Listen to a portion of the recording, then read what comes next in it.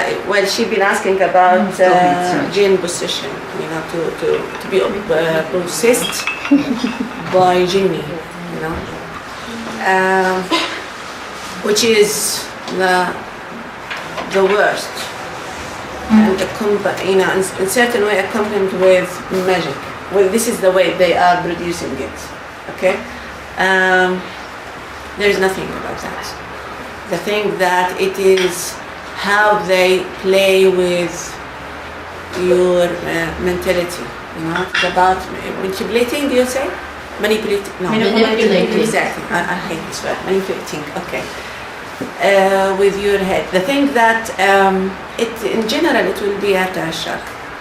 I've been writing something which to do with women more, and it leads there. It is about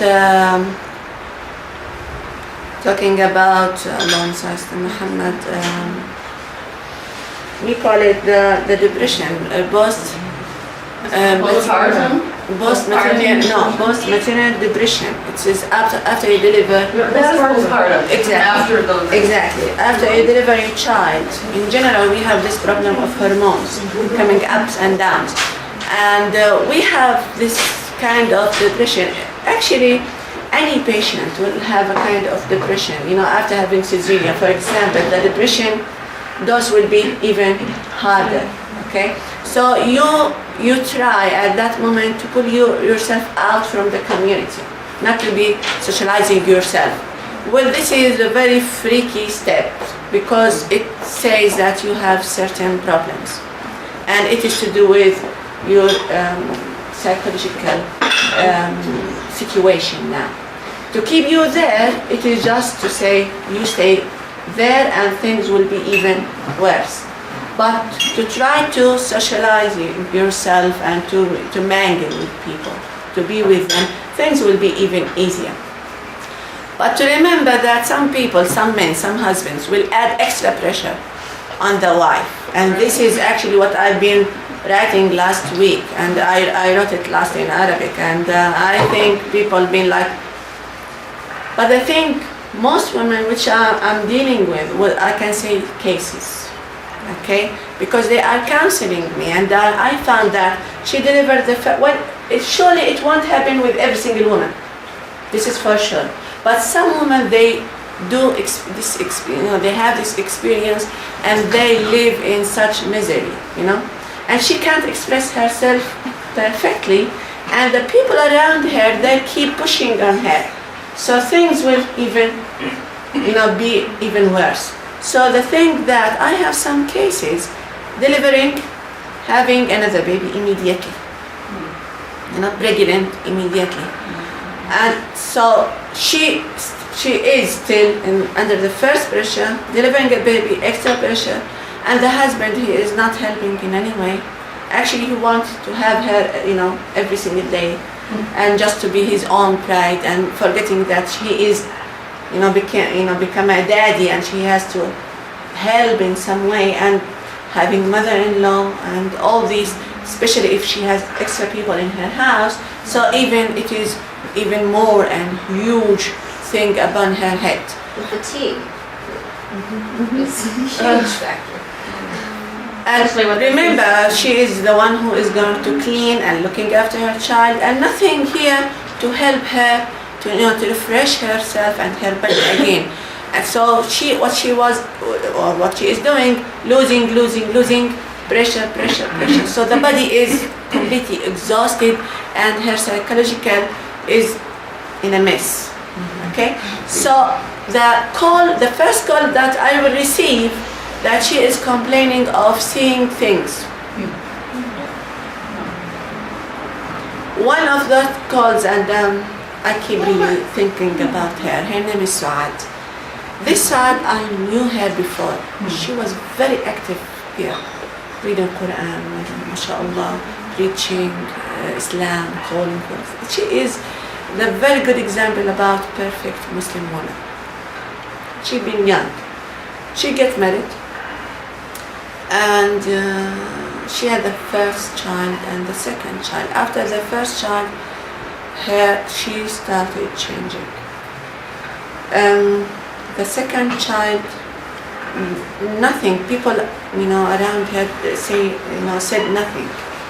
So the problem that she reached me after she delivered the second child, they are 2 and 3 years old, and I think even more than that. And she'd been suffering with her husband. The thing that this what really was the huge pressure, and I think she was in trauma, that he beat her. So she been in a shock, and I think because of that shock, she wasn't she wasn't fit, to receive such. So, and he never admitted that he is responsible for that. So I received the first call. She was telling me, when will be the judgment day?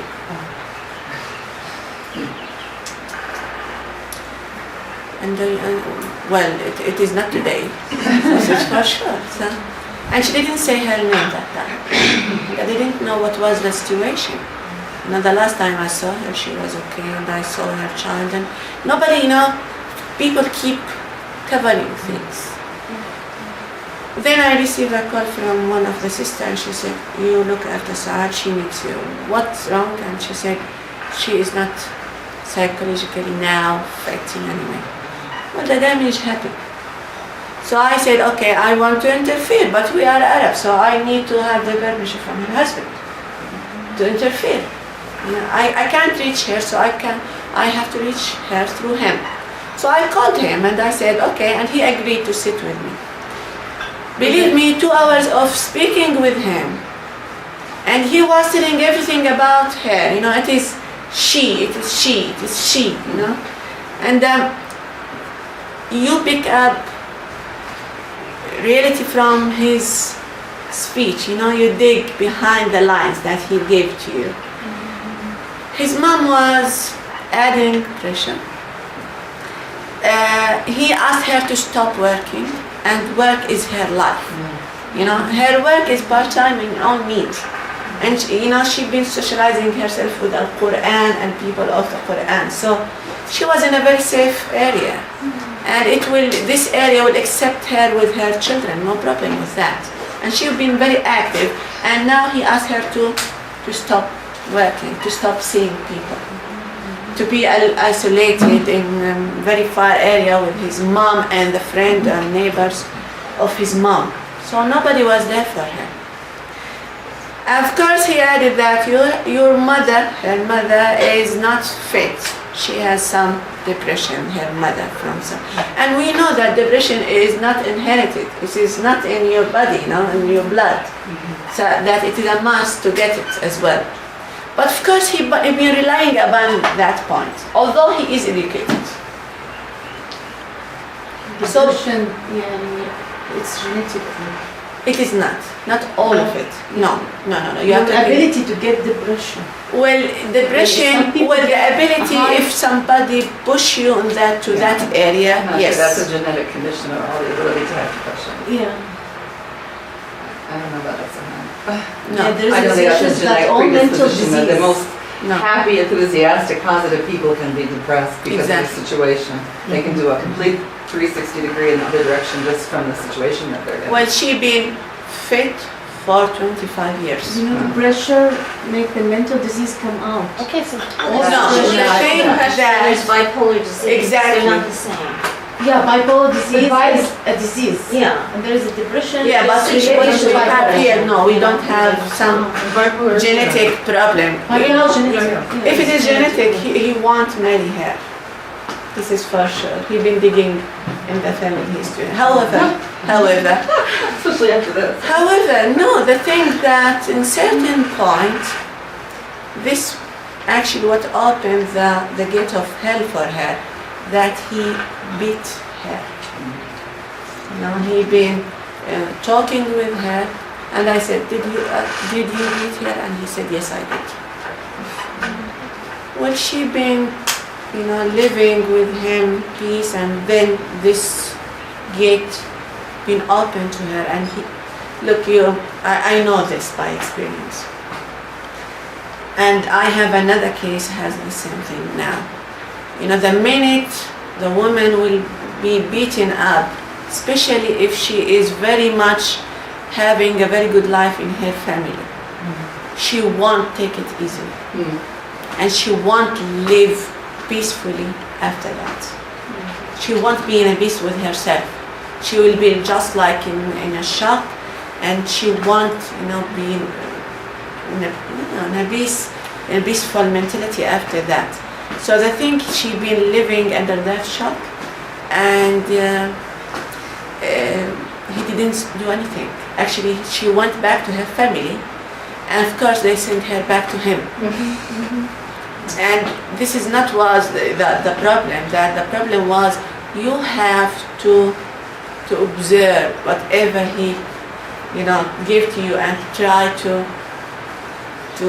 be with him, and to try to fit yourself in his life. This is the hardest thing to ask from a woman. Then he'll bring this ayah from Quran that you may not like a thing, but from it comes a great deal of good. But in this situation, it's not just I don't like the thing. This is a terrible thing. You know what I'm saying? Well, takrahu, to hate something, it is different. That this kind of thing was threatening you. Yeah.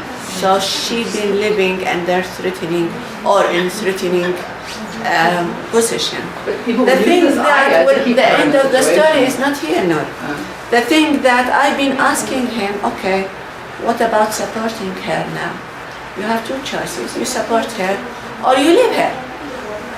Well, the easiest is to leave her, okay? The thing that he kept adding pressure, the thing that not going out, her children will be with her 24 hours, not to send those two children to any, place, nursery or something. No, they have to stay with you. And of course, they are playing around, and she is not finding a time for herself. Okay, lately, he said, okay, I'll send her to work part-time, where she used to work.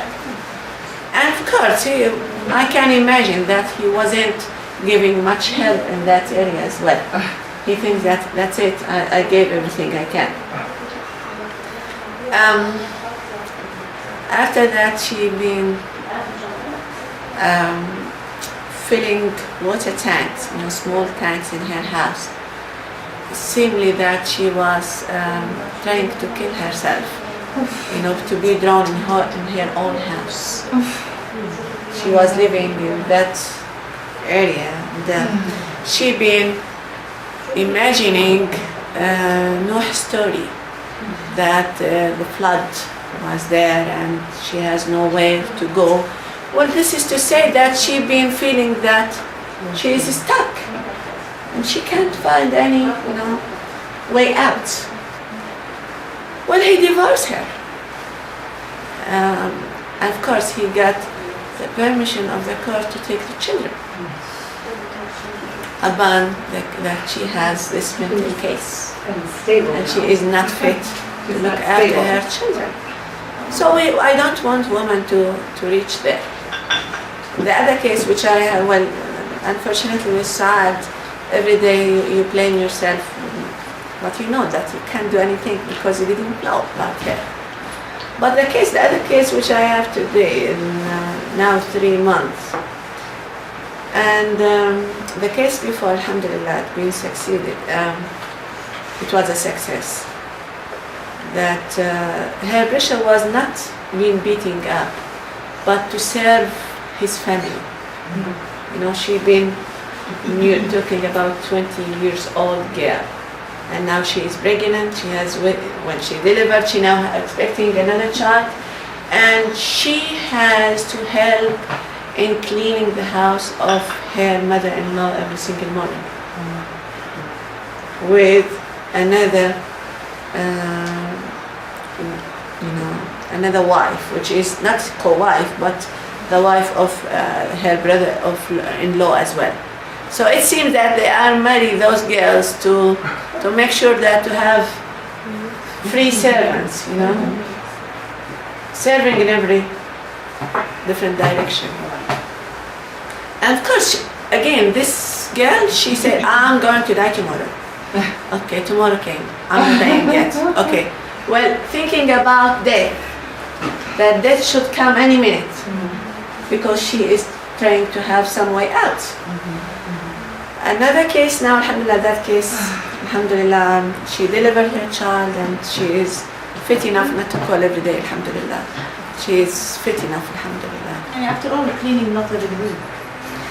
No, but to feel that the pressure that you have to do it, you must do it. It is not your voluntary will. It's not your house. As if you're respected. And the thing that you have to do it and do, well, it is not the only thing. To add, she is not permitted to go out alone. She is not permitted to visit her family house every day. She has to do it, if she wants to do it, she has to be with her husband. And she has a child, and she is expecting another child. Not even to go and to listen to to class, any class. Not to go and amusing herself. Not to go and work in the streets. Not permitted at all. So this will add the pressure. So this is something, and to add this and this, were many things in the same plate. The last case, which I'm, dealing with her now. Are you taking it? She said, I think you have to be careful about your daughter. To be under pressure and then to be asked to see a dead body, There is someone who is dead, and you have to go and to say, the last look in his face, or this dead, person. Not everybody fit, psychologically speaking, to be in such situation. So such situation is a very sensitive one, and to add that she is not fit.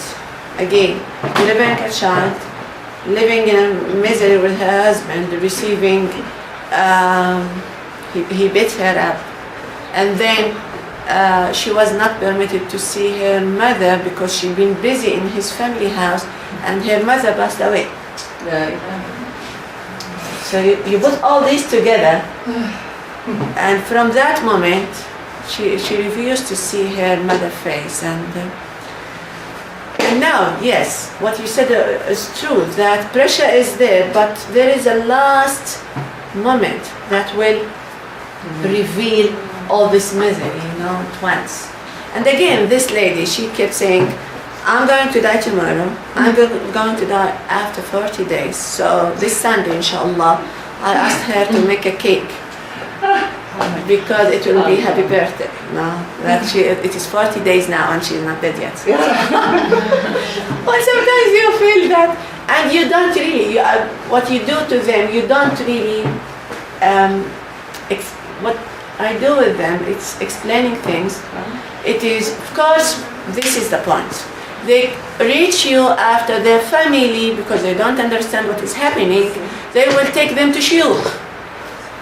To those shuyukh, and those shuyukh will add, the idea that you are having some magic being done against you, or you are possessed by a jinni. This is the only explanation they got. And of course, to ask her to live and to believe in that, well, she is finished. There's no other way to go. But so many of the, I don't know about the women, but the men, they don't even believe that depression is a problem. It's like they laugh at it, it's just, you have a problem, it's not. And they don't understand really post-maternal depression very well. This is, I think, and I'm happy that that article, which been last Friday, about, we call it الصحة الإنجابية. And they don't even talk about it, because what is religious understanding, that you have to deliver and to deliver more children as much as you can, to be raised as a good Muslim woman. This is the news for you, Suhat. This is the news. Every time when I go to a deep area like this will lead you to dig, to see, is there any Islamic evidence for that. Well, the way which we've been raised upon, Islamically speaking, that delivering children is praised by Allah and His Prophet Muhammad sallallahu alaihi wasallam. The bad news. So I've been digging in these traditional books. Weak. Well, Wadud Walud, I knew it before last year, and what she is referring to, that the Prophet Muhammad sallallahu alaihi wasallam, there is some guy. Well, I think we need to record this. We need to record this. It's recording. Is it? You've been on. Thank you. So it is recording. Okay. This tradition about women being praised because of delivering children. Actually, this question being raised to me last year, that I have some women who never deliver a child because she is bored, she can't deliver children. And it reached her that the Prophet Muhammad ﷺ said that certain companion came to him and he said to him that he'd been married to some woman. And the Prophet Muhammad ﷺ said to him that and encourage him to choose al-wadud al-walud, who is very nice ladies. Wadud, this is the meaning of wadud, being really nice. Okay? And walud, that she can bear children.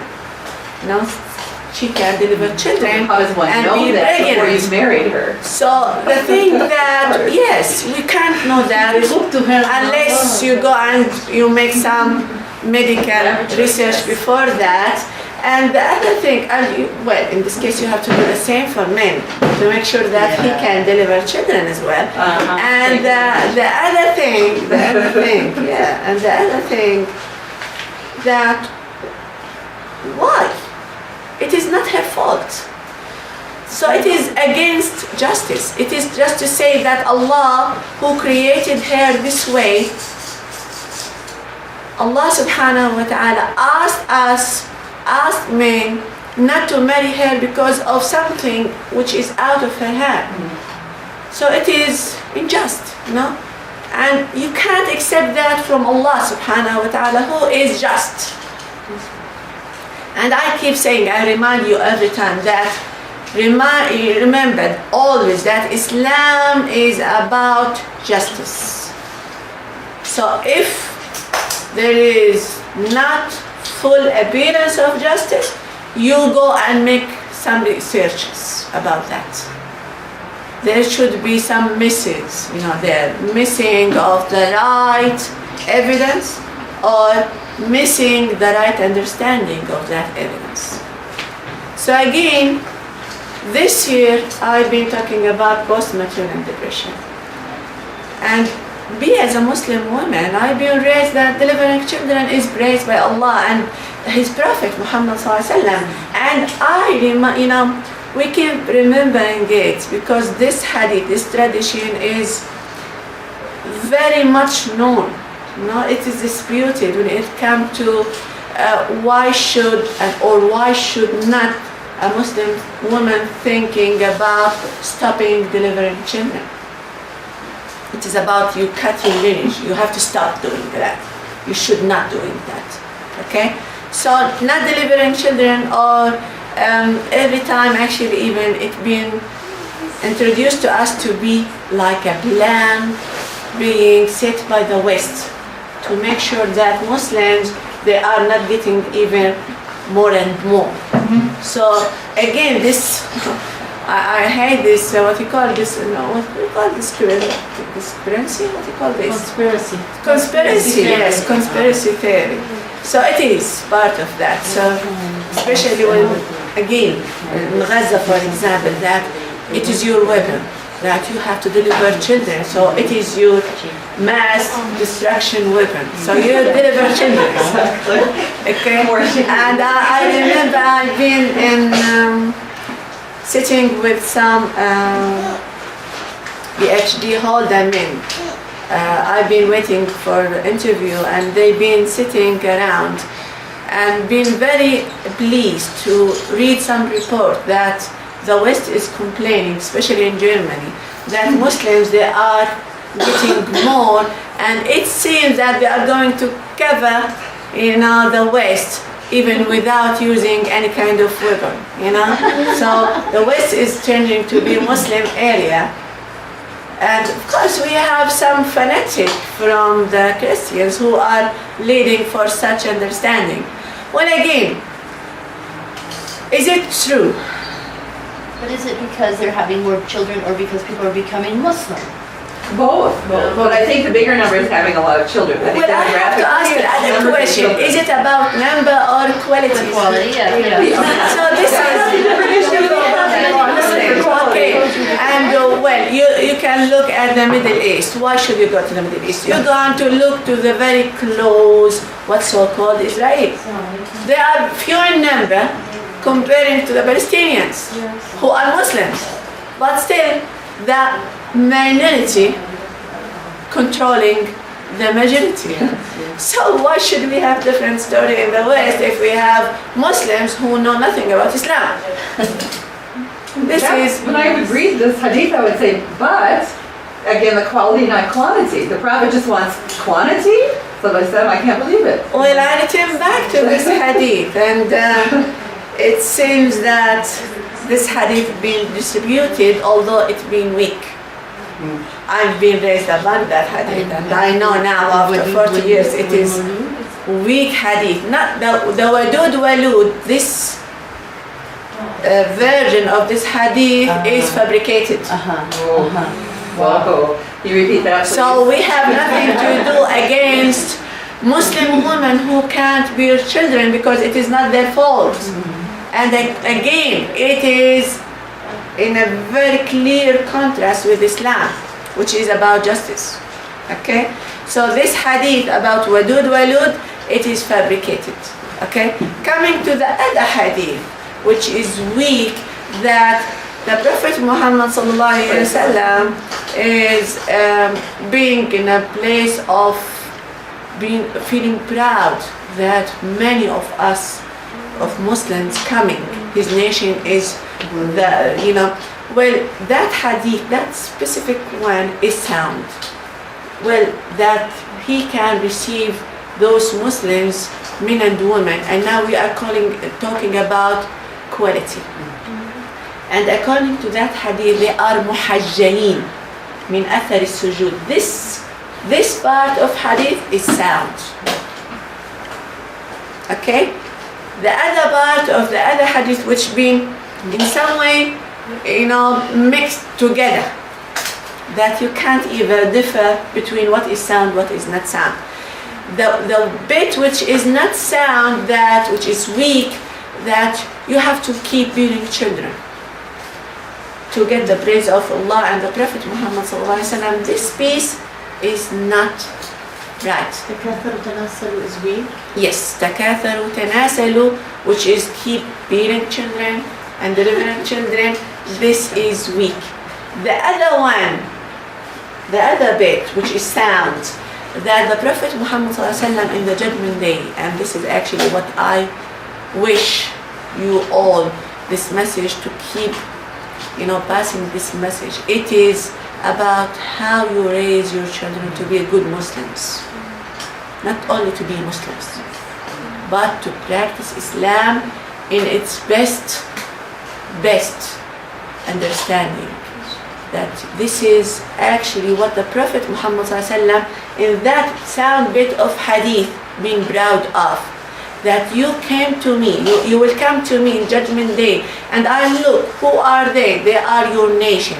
Muhajjalina min athar as-sujud. That their forehead is shining because of being prostrating to Allah subhanahu wa ta'ala. And of course, not only going and to do this as an action, but to live and to be abide by that. This is the important message here. So you can have 10 children, it is your choice. You can have 2 children. Do you want to cut your children? To say, I don't want to bear children. Well, I love this saying from one colleague of mine. His name is Dr. Mundar Zitsun.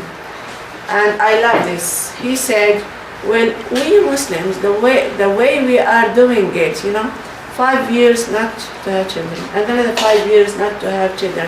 Actually, what we are doing, we are keeping those periods, but we are ending with not deliver a child after that.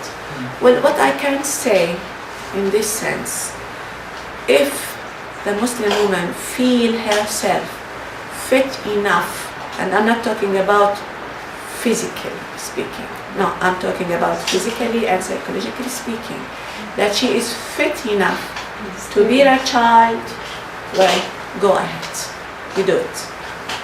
And I know no sound and proper woman will prefer not to have children at all, because it is something deep rooted in our heart. It is our own desire to be moms. This is by nature. So no woman should be having any pressure upon her to bear children, because it will be her first choice if she is fit enough to do it. But if she is not fit enough to do it, why should we add any pressure upon her? Secondly, we have something here actually. According to fuqaha, and I think you have to go back to fiqh books and to read them perfectly. According to the Islamic jurisprudence, they say, this ulama of the past, they said that in general we have this ruling that the interest should come first. So if we have an interest, we should look at it. So if we have advantages and disadvantages, we have some interest or we are losing some interest, individual interest or group interest. So we have to weigh every time between things like this, okay? Coming to delivering children, they said it is the only case in Islam where, according to this understanding of interest, which is maslaha and mafsada, which is against interest, what will you say? What is against the interest? What word do you use in English? We have an interest. Usury as opposed to Losing interest? No. Well, There isn't a special rule, is there? there is no advantage, there is no good behind that. Disadvantage? Well, again, so we have advantages, disadvantages, or looking for achieving some interest or losing some interest. Well, in the case of, pregnancy, disadvantages is very much sure about, from looking at the body of the woman. She is losing. So we can, scientifically speaking, she is losing many things. She is losing what? brain. No, not brain. Come on. She is mentally fit. Calcium, iron. Exactly, calcium, iron. She is losing many things she is losing the fiber of her body. And this is why when Al-Quran described pregnancy, Allah subhanahu wa ta'ala used the word wahnan ala wahn, that from weakness to weakness. So pregnancy, it is about weakness to weakness. Her body is getting weak. And it is not something that Islam is, not looking at. Allah subhanahu wa ta'ala making clear enough in His Quran that this is the condition of pregnancy and the pregnant woman. And this is why after you as a child being grown up, you have to look after your mother, because she is the one in the first hand who will be losing her own body for you. Okay? And she is trustworthy. She has to be in all means praiseworthy, that you have to praise her for that. However, so according to the those ulama of usul al-fiqh, Islamic jurisprudence ulama, they said it is the only condition of Islam that disadvantages supersede advantages. It is the only case that we put this first, although we know there is no individual interest there when we are talking about women in specific. So it is the only case in Islam that disadvantages take precedence over advantages. But why is that? Because in general, what a woman do by delivering a child, actually she is keeping the whole nation. We are talking about something by nature. Whether she is Muslim woman or not, actually she is keeping the human existence. It is something again, she's not doing this alone. We should not go after feminists and say, well, she is a praiseworthy. Well, she is not doing it alone. And I think I've been in Leeds, and that lady, she is feminist, and I'm sorry for that, but she's been lesbian for most of her life. And then she decided that she wished to be a mother. That moment exactly, she decided to have a friend, male friend, to make sure that she will have his sperm, to make sure that she will deliver a child from her own, and she has a father for him, because he needs a father as well. However, this is about what we call as-sihha al-injabiyya. It is about keeping women healthy in Islam, in a sound condition. This is the first part of our lecture today, but the other part of our lecture today, and I think it is not far away from that, it is how to be active. And should Islam, or would Islam actually has any kind of propaganda to ask women to stay isolated from their communities, stay homes? Well, some Muslims, they lead such propaganda that the best woman who keep sit in her house and not to show herself to men at all. Well, again, they are relying upon fabricated hadith. And I think it is not the end of the story. So fabricated hadith actually working and answering this question, should a Muslim woman be active in her community or not? Obviously we have two answers. The first one, yes. The second one, no. The first one, yes, she is even encouraged to go out. The second answer is no, and she is encouraged more to stay in. So we have in-house, out-house, indoors, outdoors, propaganda. Well, what kind of propaganda we lead? Well, in general, I want you to abide to evidence. This is what I do. Activating your role as a Muslim woman by going back to evidence. So it is not a matter of my own point of view or yours point of view. It is evidence. And the most important evidence in such topic is to go back far in history and to see how those female companions used to live. Well, it will be the best witness actually. Well, if they stayed home, okay, go back, be my guest, you stay home. If they did not, okay, in this case you have to make them your example and you have to follow them. It is as clear as that, as simple as that, nothing more, okay? Going back in history, I think I refer you to one of those recorded videos about the witness of Umar ibn al-Khattab. Well, actually we rely upon that woman used to be nothing, and now in Islam they've been considered to be something else, somebody, some human being, equal to men, talking about the positive understanding of equality, meaning they are free to go and to share people and to share human and to share Muslims their da'wah. Give you some example for that, which is a new one for you. We have the case of Salama radiallahu anha, who being the wife of the Prophet Muhammad sallallahu alaihi wasallam. Salama, she is very active woman.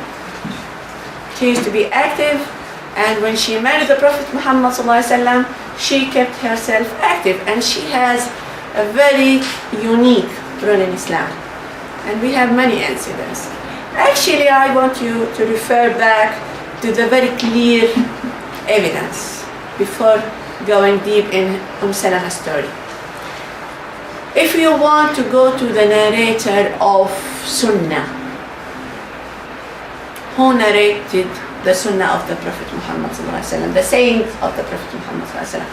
If the woman been absent, so we should not find any woman named there from the female companions. But actually we have exactly the opposite. Well, some people say it is Aisha. No, it is not only Aisha only. Aisha, she narrated almost 1/3 of the prophetic tradition. Almost 1/3. Okay. If she been isolated, well, okay, I'll go with the idea that she been very much stick to the prophet because she was a wife. Okay. But she narrated that, and people heard her saying that. The meaning in this case that many men who been in the role of narrators later on and transmitting what she been narrated and related to the prophet. So this will be very clear evidence that she was not isolated from her community. Men being always around, and men could hear her saying many things. Going back, okay, someone will say, well, she been behind veils. She been, well, yes, she been wearing her abaya and she was covering her hair, but she was not covering her existence from the community. The meaning, she was going out and she was receiving men in her own place. And easily you go back to the traditional book and you can see that. And they've been visiting her in groups. And sometimes if she wanted some certain man to be in and to be almost all the time in her house, she will ask one of her, and this is in al-Bukhari, by the way, for the fan of al-Bukhari, and I'm a fan of al-Bukhari, I don't have a problem with him, but again, going back, you can find easily that Aisha, she been commanded her niece to breastfeeding those young fellows, and a bit, this is my addition, young fellows, to being breastfeeded by her niece. Well, Ibn Hajar al-Asqalani solved this problem, and he said it is easy actually to have some of breast milk in a cup. Why should we go and imagine that old men, having breastfeeding, feed themselves from big women and old women there? And this is not logic. And I know some people, they are illogic and they want to understand it literally as it is, which absolutely null. I like Ibn Hajar al-Asqalani in his explanation to this hadith, and I think this is very true. However, it's about Salim. Yes. No, what you are referring this is one tradition which is the hadith that you are referring to. She is referring to the hadith of Hudayfa and his Mawla Salim. And this guy, what she is referring to, that this guy, he has someone who been raised in his house. We call him Mawla later on. And this son, which is Salim, he get very old, and Hudayfa, he been feeling jealous from him. So to solve this problem of jealousy, the Prophet Muhammad ﷺ asked the wife of Hudayfa to breastfeed him. Okay? And unfortunately, people think about it literally, that young man, which, talking about 14 years old or perhaps even more than that, going and to to to have breastfeeding from that old lady. And of course, sexuality will be in the middle of our understanding. Well, no. It is solved, really, it is solved just by having that breastfeeding milk. And we have in the West now, by the way, we have in Britain, I lived in Britain, they have banned for breastfeeding milk. So it is not a huge problem to get that. If we knew these things, yeah, oh my God, be. Well, yes, you have some fatwas which is very, very silly fatwa and make a big fuss when someone will issue a fatwa that yes, you can have, if you want your colleague to be your brother, you can, or your son, you can breastfeed him. This is stupid. It is silly and it is illogic, and Islam is logic. Okay? You have to remember this fact as well. When you have some problem with logic, it is not Islam. Surely. You go and you do your researches there in that area. Again, going back to Aisha, no. The hadith which I'm referring to, Suhad, is when, again, it is in Al-Bukhari as well, when Aisha wanted to receive some people in her, and this is exactly what it says, that she will command one of her niece to give him some of her breast, milk, to make sure that he will be in certain way related to Aisha, and he will be mahram. This is what, if she wanted to, to receive him freely enough. However, you have to remember Aisha, she is the mother of the believers. And she is not allowed, and no one allowed to marry her after the Prophet Muhammad ﷺ. But again, So she doesn't need them. She doesn't need them. well, no, she needs that to sit with them without hijab. To be a mother of the believers did not nullify the other fact that she has to be under hijab. That's a figurative term, not a literal term. Exactly. So again, what we are looking at, it is Aisha role, Salama role. We have another companion who is not a wife of the Prophet. For example, talking about Mu'adha, okay, who been one of the companions of the Prophet. Talking about Kulthum, who been the first one who immigrated, and she been under 15 years old when she immigrated to Al-Medina. Kulthum bint Uqba. So can we talk about Asma bint Abi Bakr, who is not Prophet's wife. We can talk about Sulaym, who is not a wife of the Prophet, and she was very close to the Prophet Muhammad ﷺ and his family.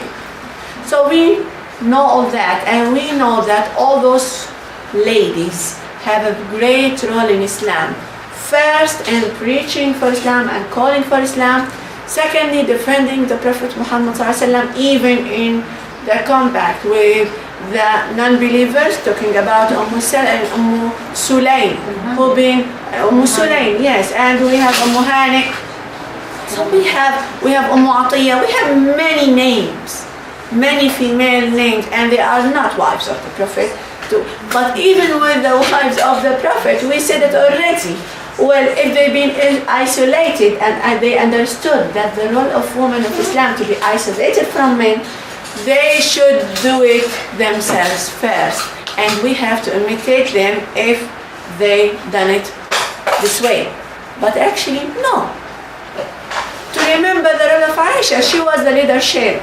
When we come to the combat of Al-Jamal, she was obvious. Although what I believe that she was leading the leadership of the role of reconciliation between the two parties in Islam. She was not waging war against Ali radiallahu anhu. She was not, historically speaking. What she been doing, that she was getting out from Al-Medina, coming immediately to take the role of the leadership in reconciliating between the two parties, the two fighting parties, which is Ali ibn Abi Talib in one side and his followers, and Muawiyah ibn Abi Sufyan, the other part. Both are companions. It is hard and sad period of time in historically speaking, but if we're talking about human and everything is there. However, coming back to the role of Muslim women. So Aisha been narrating the tradition of the Prophet. Salama used to do that as well. And if Muslims has any problem in understanding anything, those ladies, they be in their resorts. That Muslims will go immediately to those ladies and ask them about that ruling and that understanding, the proper understanding of that ruling. Again, this is one thing. The other thing, talking about women in every single field. Again, war field, they've been cleaning, no, they've been fighting as well. The nursing, yes, but they've been fighting as well. Nursing is important, but they've been fighting as well. Okay, so many roles those women being involved in. Coming to the most important hadith about that, and every time try to push in some hadith which being used in that area, misunderstanding or misquoted, misrelated to the Prophet Muhammad sallallahu alaihi wasallam. Actually, we have this hadith. Keep this in your mind. This hadith, it says, and again it is fabricated, remember, fabricated, and it is the hadith which been used by the other view that women should be homes. This hadith, it says that the Prophet came once to his house and he found Fatima, his daughter, and of course he hugged her and she hugged him, which is sound, this bit is sound. She used to do that, yes, this is very true, but not from this hadith, sound from other hadith. And then he asked her, what is the best for women? My beloved daughter, what is the best thing for women to do? And her answer was not to be seen by men and not to see men. Full isolation, segregation, no mingling with men. It is fabricated, 100% fabricated. Now I refer you to many who said that it is fabricated in our present time, Sheikh al-Qaradawi, Sheikh Muhammad al-Ghazali. But actually, people think when we say it is a fabricated hadith, wow, this is a new finding. Well, it is there. But we've been lazy enough to go and to dig back in the traditional books. Ulama of the past, they said most of those facts.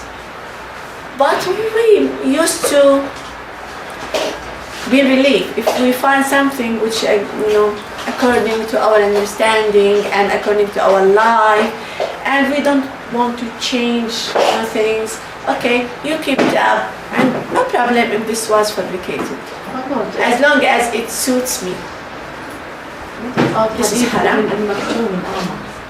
Well, that one, this is fabricated as well. Are you sure? Yes. Fully sure. Well, I refer to the other hadith. Well, I refer to it now, inshallah. Suad is asking about another hadith, which is not our subject matter of today, but it is in some way related to how people really interested in relating hadith which suits them. And to say that, I don't know why people will,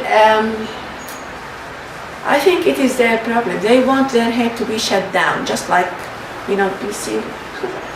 If you are tired enough of your PC, you have some virus or some using not beautiful coming out, shut it down. The end of the story. You will be relieved. If you are not happy with any talk, you shut it down. TV, cassette, YouTube, whatever.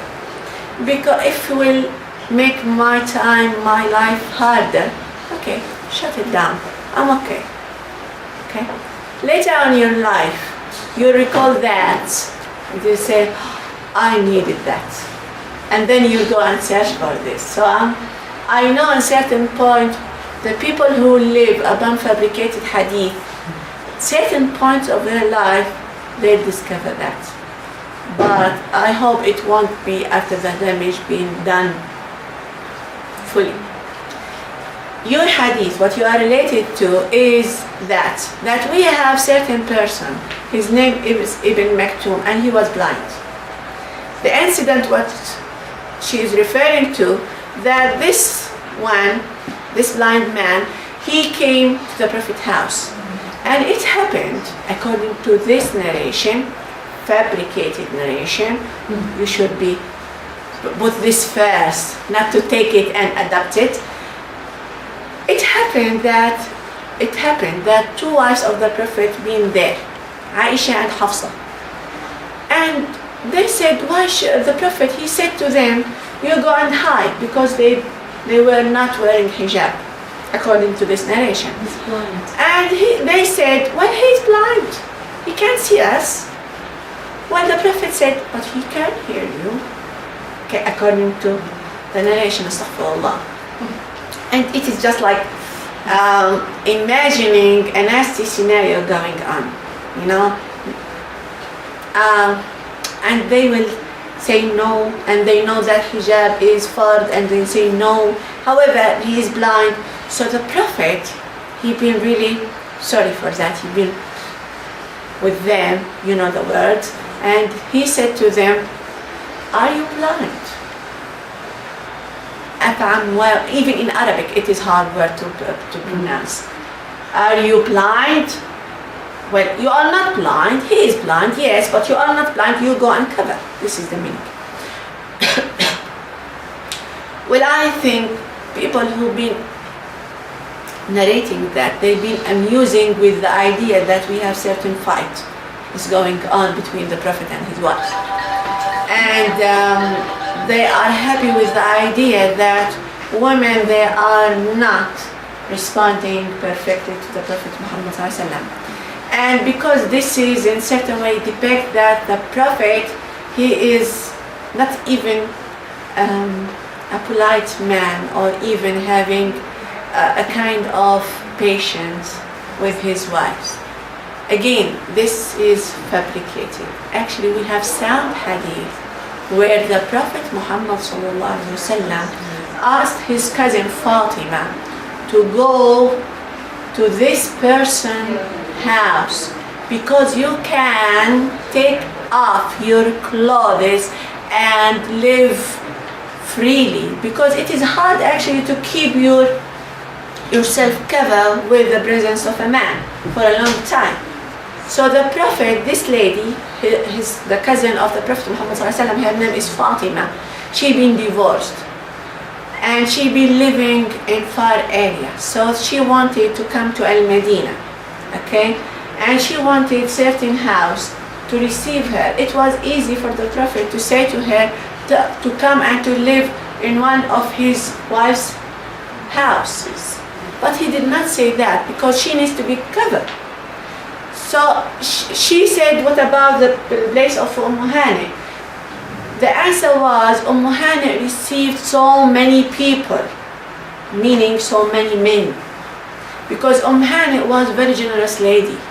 And I think this is related to what we are talking about.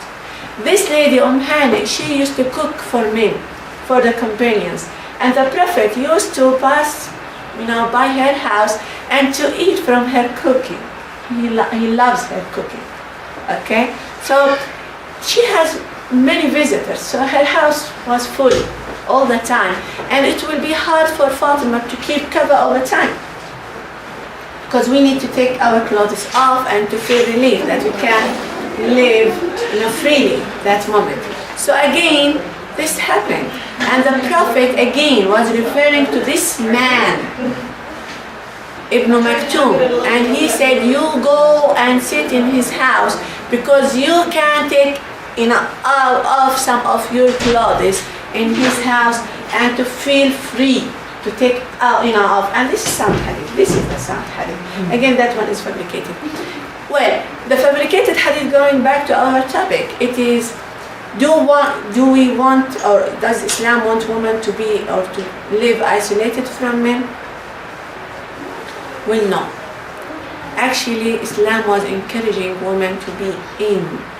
We had the story of the wife of Umar ibn al-Khattab, who used to pray the 5 prayers in mosque.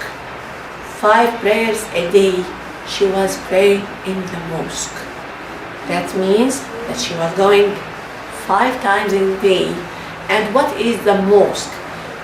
According to the life of those female companions, they used to take this sound as well, to take their children to the mosque, because it is not only about praying there. It is about socializing with people there and to hear, the news of Muslims.